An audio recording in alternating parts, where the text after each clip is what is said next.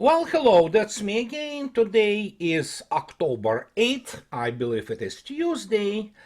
And what you see in the beginning, actually, it's one of the many congratulations wishing of happy birthday to Mr. President Vladimir Putin, who celebrated yesterday his 72nd anniversary, so to speak, birthday. And this one, if you do not recognize it, which is fine, nobody would without prompting them, and it's the actually Kiev. Yeah, that's how some residents of Kiev decided to wish Vladimir Putin, good health and all that. And of course, Chinese, not to be outdone, they also produced a huge, display of those drones. I believe it's in Shanghai due to, well, I believe I recognize this skyscraper. So anyhow, that's what Chinese do. So, and there were obviously congratulations and wishing of the happy birthday pouring in from all over the world, and except of course for the West, which has a wet dream of killing Vladimir Putin, most likely. So that's the only way they basically view the world outside. And here we have some situation which I want to address immediately. And it's not QA issue today, but I need to address it. Many people evidently still do not understand, and I want to suggest them again to start reading wonderful writings by Mr. Michael Hudson and incomparable Dr. Fadilama, on which essentially they have like the same vector. Actually, they point out to the same point, and this point is why West cannot win. Mr. Hudson, of course, develops ideas based on his very intimate knowledge of the financial system of the West, and Mr. Fadilama, being an engineer and the doctor of the sciences. He also produces an extraordinary explanation of what both of them speak about, which is, of course, money power. And very often I encounter those people. And nothing wrong with them, make no mistake, unless, of course, they're trolls, which there are many. I have the whole, armies of the, trolls and all kinds of people, following me. But the point is that money power, or as Mr. Hudson writes it, that killing the host, financialization of economy killed economy. And many people talk about this. Oh yeah, the situation in Ukraine. This is all about the ownership by BlackRock, for example. This essentially investment bank, but essentially nothing more than a laundromat. And they say, oh yeah, they own like half of Ukraine and things like that. And here is the problem, which many people do not understand. Money power buys you, well, you can buy, for example, mafia to kill somebody. You can buy the yacht, super yacht. You can buy several mansions in all around the world, from Patagonia to Nice and what have you. But you do not and cannot buy power, real power. For example, Rothschilds or Larry Fink, which everybody considers for some reason that he is such a bright fellow. He is not. He has a degree in political science and MBA. That's pretty much, that means he doesn't have any education with the exception of the accounting, which comes with the MBA. He can operate, for example, within the system, on the financial system of the combined West, which is the financial capitalism. But he knows very little about the power element, which is behind all of it. And money power, they can buy you this. They can buy you, as I already stated, super yacht, private jet, and things like that. They cannot buy you real power. Real power comes from tangibles. It comes from the things which you produce. And when anybody will tell me that BlackRock bought Ukraine, who cares? Will Mr. Larry Fink try to negotiate with a Russian brigade, Russian assault brigade or Russian armor brigade? Does he have means? No. he can influence obviously some government, but then again we can see ourselves what United States has become. It's essentially much worse, and I'm not being facetious and I'm not being exaggerating here. I'm not exaggerating here. United States has become much worse than the former Soviet Union at the time of its complete decline, decomposition, which started in earnest somewhere around 87, 88. The United States is worse off than that. And the question is not only that it is, for example, the basically torn nation and the political mayhem. The issue is that it's laughable. It's a laughing stock of the world now because it doesn't have real power. United States still can actually attack Iraq if it wants to and maybe claim some victory, but militarily it's a paper tiger. And I've been on record for so many years explaining that it's all about tangibles. And again, Russia militarily produces United States by, on some things, by order of magnitude. And again, in terms of weapons and military technologies, United States simply doesn't measure up, let alone those, chihuahuas from NATO. The only thing they can do is terrorism. Terrorism is the weapon of the weak. And so you have now this type of people who have, they understand only the, money power. And so why you may say they are becoming, basically, laughing stock, and because they begin to repeat all this garbage about some democracy, which United States is not democracy. It has some democratic institutes which have been utterly corrupted, but it's oligarchy, and it has been oligarchy for a long time. So now you have today, oh my god, actually yesterday, intelligence officials say US adversaries are targeting congressional races with disinformation. Well, that might be true, but obviously there is no bigger misinformation and disinformation institution in particular case United States than, for example, specifically ABC News, CNN News, New York Times, Washington Post, average American journal, average American, which is not only being the uneducated and uncultured hack, very many of them are plain simple assets, cogs in the propaganda machine, and many of them are war criminals. Let's put it this way. And so you have now that another organization which they do not know the situation. They do not possess the real knowledge. They have information, they might have information, but they don't know how to put it together. It's like Larry Fink. He might be a billionaire and run this BlackRock thing, but what is he gonna do when faced, as I already stated, with armed forces of Russia, for example, in Ukraine? Nothing. He has no way of doing anything about it. So we have now that they talk about that it's not just the presidential elections. Foreign governments are targeting House and Senate races around the country in their effort to meddle with American democracy this election year, intelligence officials warned Monday. Yeah, these are the same intelligence officials who said that in 2022 you just need to kick the door and it will fly off the hinges in Russia and Putin regime will collapse and things like that. That's type of the intelligence officials. Most of them are morons and they are uneducated hacks, because obviously we know that, and I'm on record, I write about it constantly, American education is essentially a catastrophe, complete catastrophe. So they get those people from Georgetown or Harvard, what have you, they go in, they begin to operate within the same framework and the same mindset, which is delusion. And so they continue to write about this, that somebody wants to meddle with American democracy. Maybe, maybe not.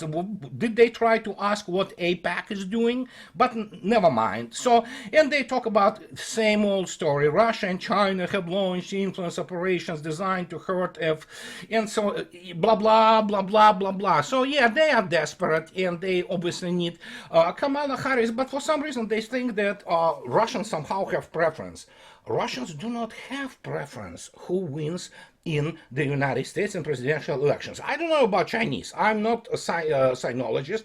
Don't quote me on the issues of China, but I certainly can attest to the fact that Russians do not lie when they say, we don't care. Fact is, probably for Russians, even Kamala Harris is better.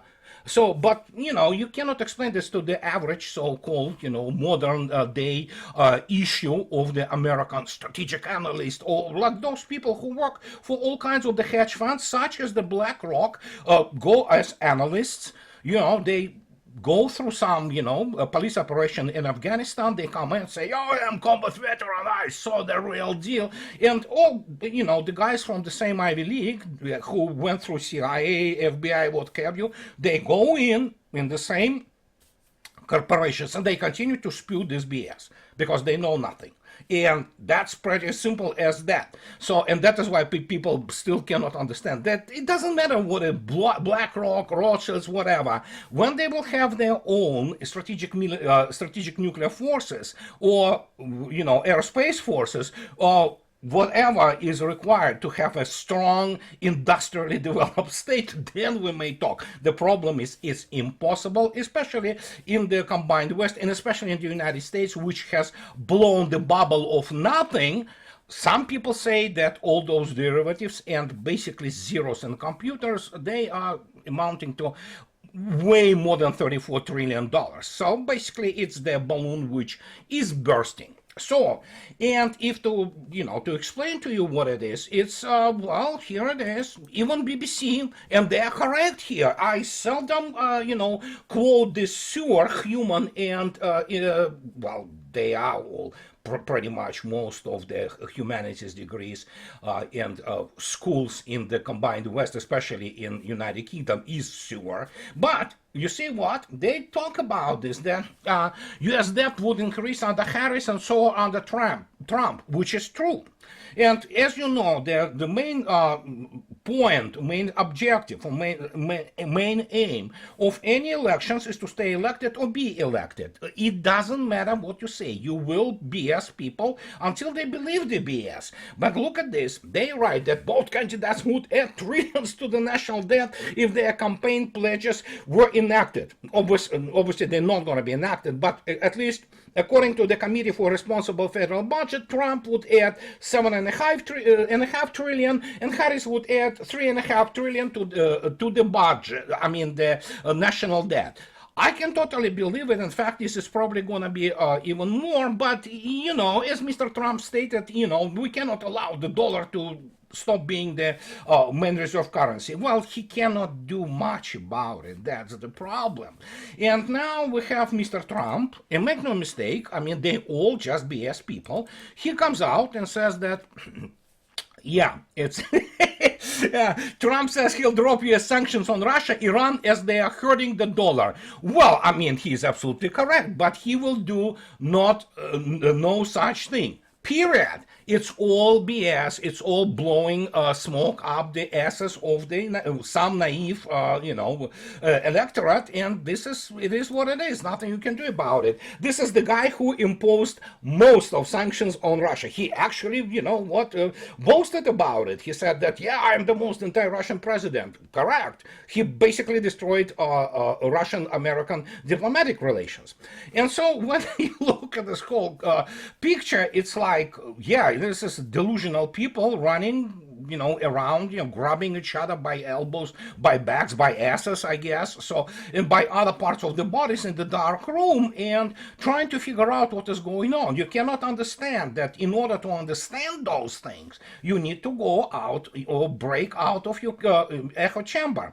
But now we reach this point, then echo chamber itself is collapsing, and that is the worst part of this, and that is why people continue to apply, those same metrics which are absolutely discredited. They do not work. It's like economism, modern financial economy.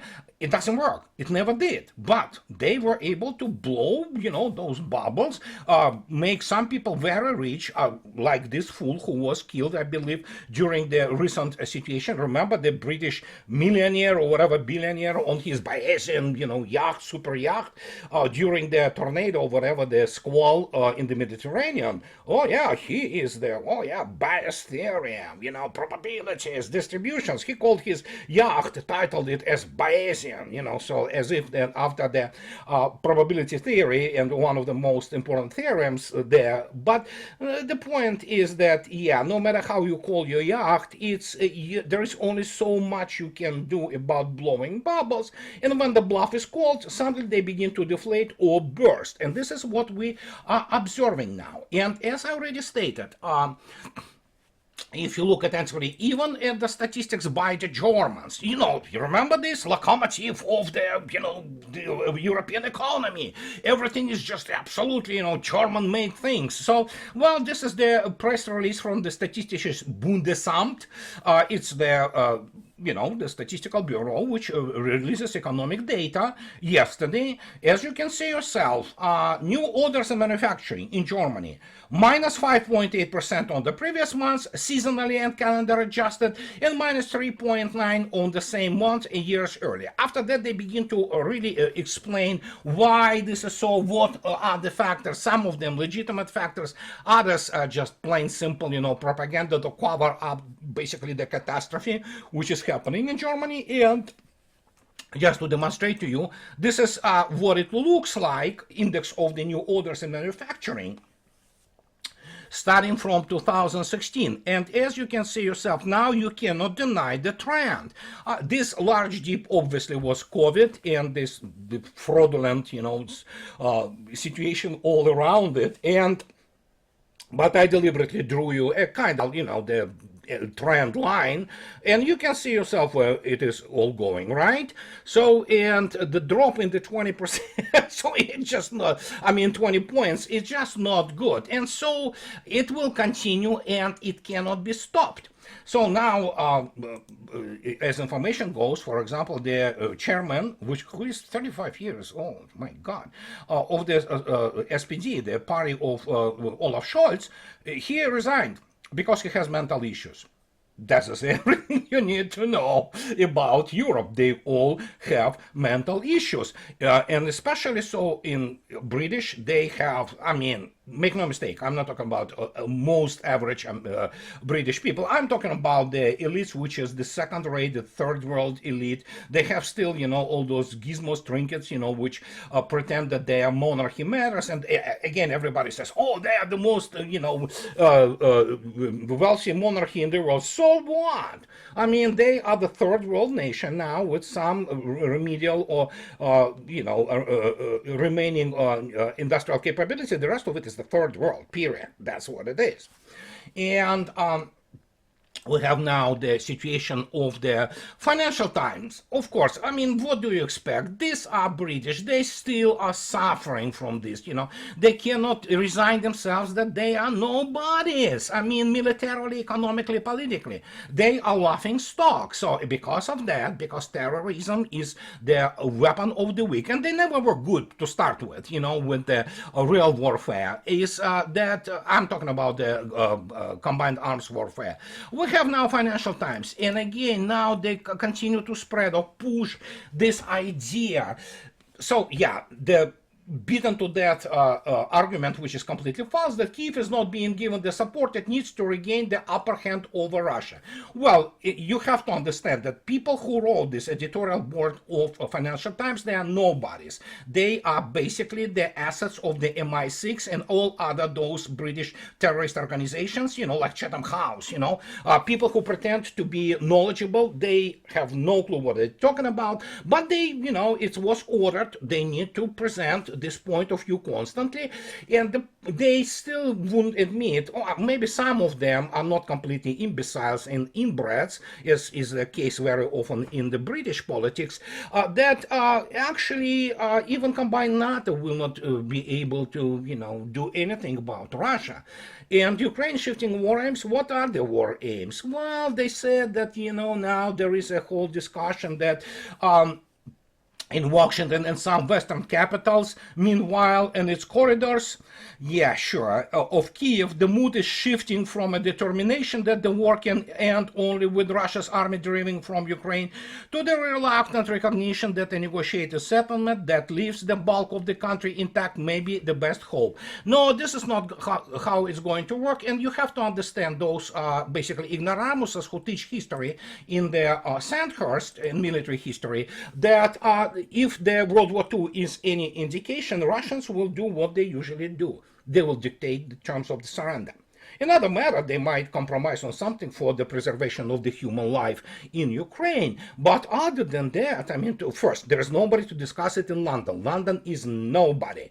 Every single square meter of the government properties in London, including all those MI6 and Chatham House and all those, blown out of proportion, incompetent, think tanks like RUSI, Royal United Services Institute. What the hell? The guys wouldn't pass even the entrance exam to any Russian military academy. They are nobodies. Their ideas are those ideas of amateurs. And that's who they are. They never encountered anything in their life. They have no reference point. Or points for that matter. And so Financial Times continues to, self-medicating, butt-hurting, so yet grappling simultaneously with an escalating Middle East war. Even some Western capitals that previously insisted on the need to defeat Russia's Vladimir Putin militarily are recalibrating their goals. Again, there are no Western capitals which understand what recalibration is. They do not understand what military balance of power is. They do not understand mathematically and, in an abstract way, what is the correlation of forces and means. It's not being taught in the combined West. Combined West lives on a completely made-up, confabulated military history of its somehow successes while managing to lose all their wars. And so there is a talk behind closed doors of a deal in which Moscow retains de facto control over the roughly 1/5 of Ukraine it has occupied, though Russian sovereignty is not recognized, while the rest of the country is allowed to join NATO or given equivalent security, blah, blah, blah, blah, blah, blah. And this is kindergarten, okay?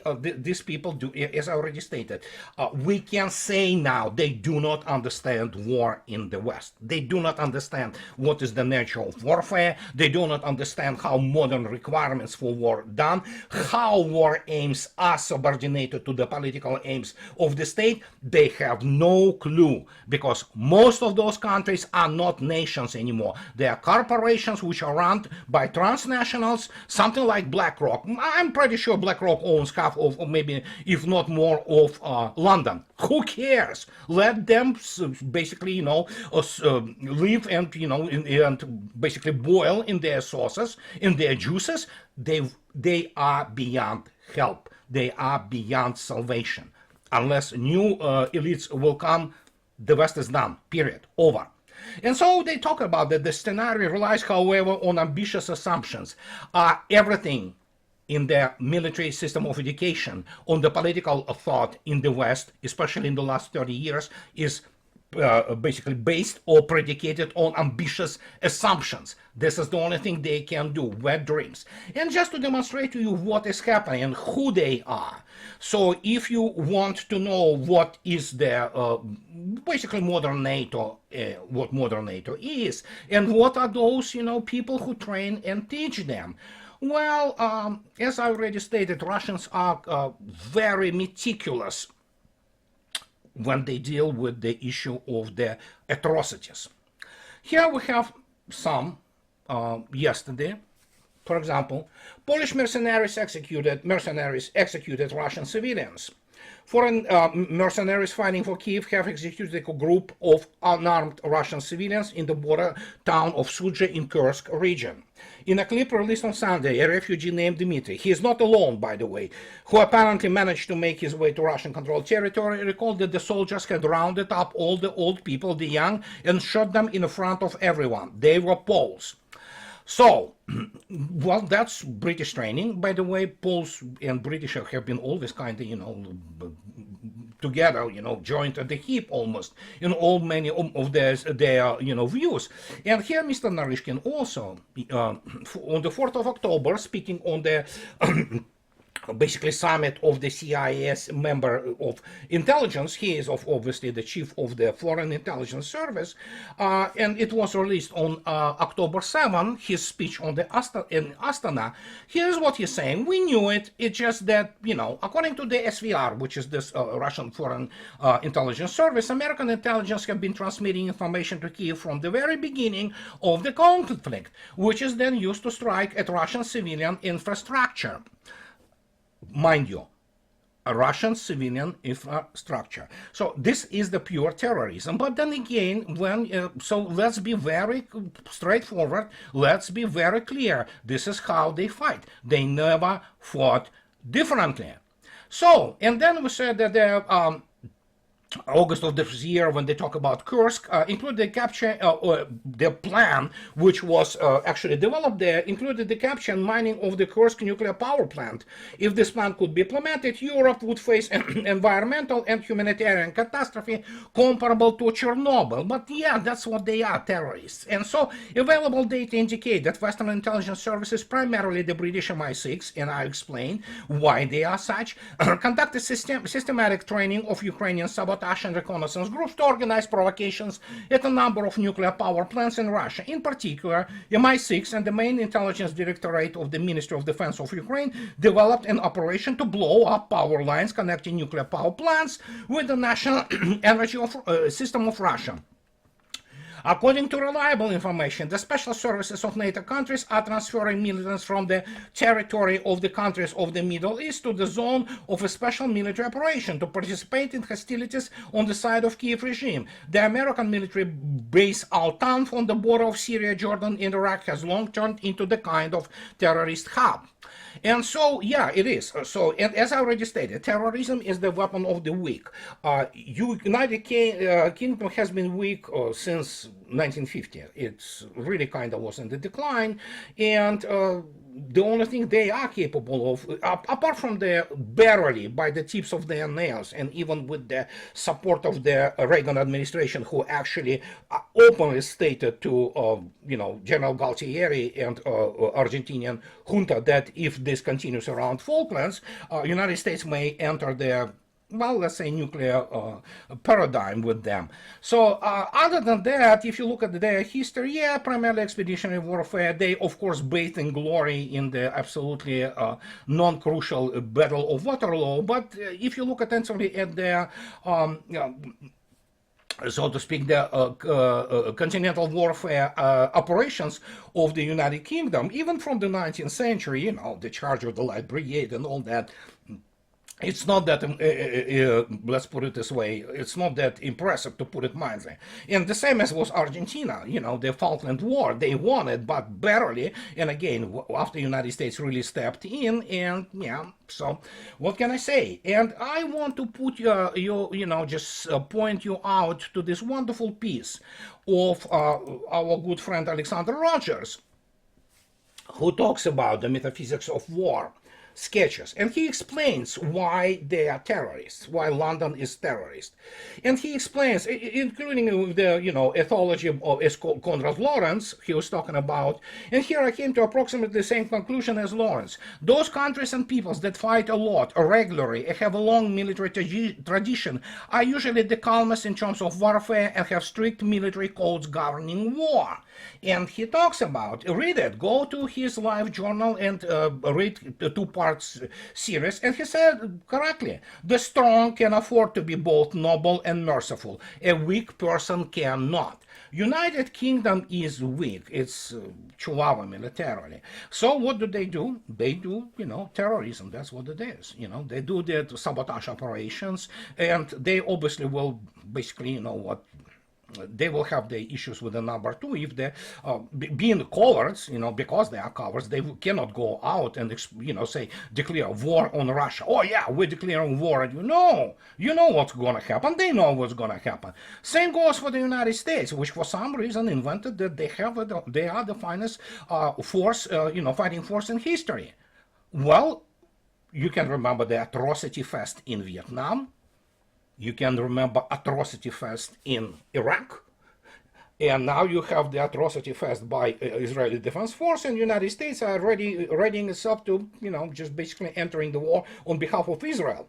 So this is everything you need to know. So it is one thing to do this propaganda and all that, but it doesn't mean that all, let's say, British or American servicemen are such. No, but the complex of inferiority is there. They will never admit it, but they are inferior militarily. They're, as already stated, British, let's say, even the British Army and Imperial Army operations World War II, especially in the secondary theaters, they do not measure even close in the same universe with what was happening on the European theater on the Eastern Front. But you know what? They are very busy with rewriting the World War II history, how they defeated Hitler, Axis, and things of this nature. So, and just to demonstrate to you why they are not even in the same league, because they have no reference points of this. Yeah, the latest data on the Armed Forces of Ukraine losses yesterday, as you can see yourself, for the first time in a long while, they dipped below 2,000. But it's understandable because there is a lot of work is going on there in terms of breaking through all kinds of lines. There, as you can see yourself, 12 tanks, APCs, 47 armored vehicles. So altogether, more than 100, actually 122 units of pieces of military equipment destroyed.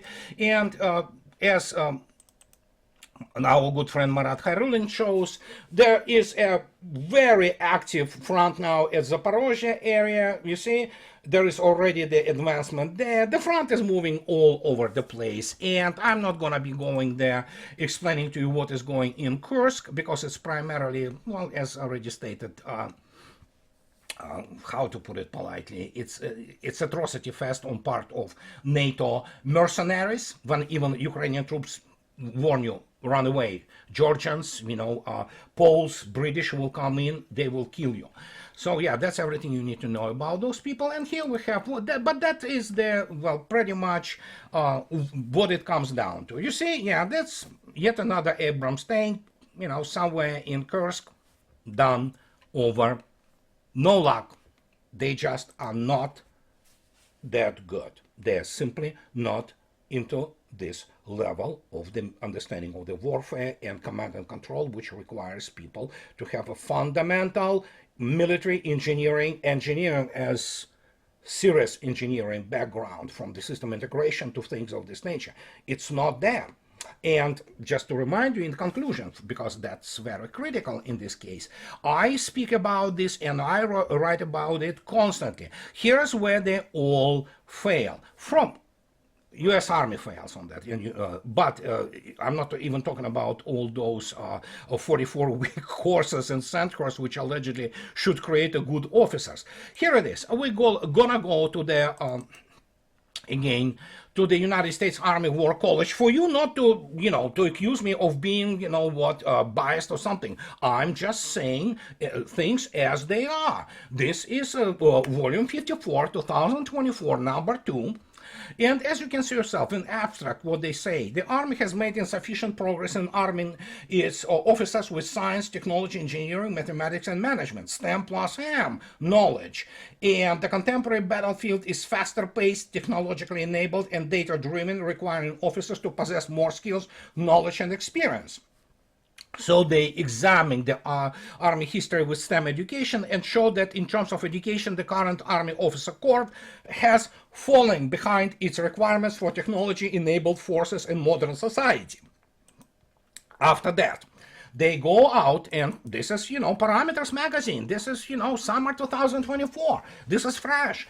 And so they talk about that despite, the President, Congress, Department of Education, Defense, that they acknowledge this trend and instituted programs to build, support, and partner with educators to increase primarily secondary school, STEM plus M participation and engagement. Here we have.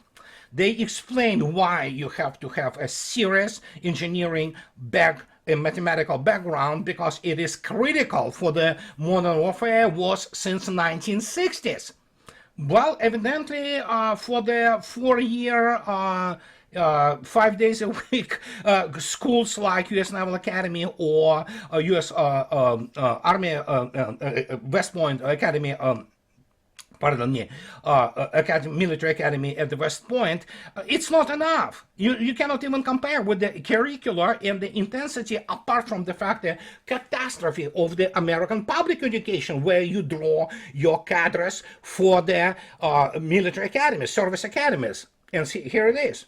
They explain it increases the technical knowledge required of Army officers in scientific, engineering, and management fields.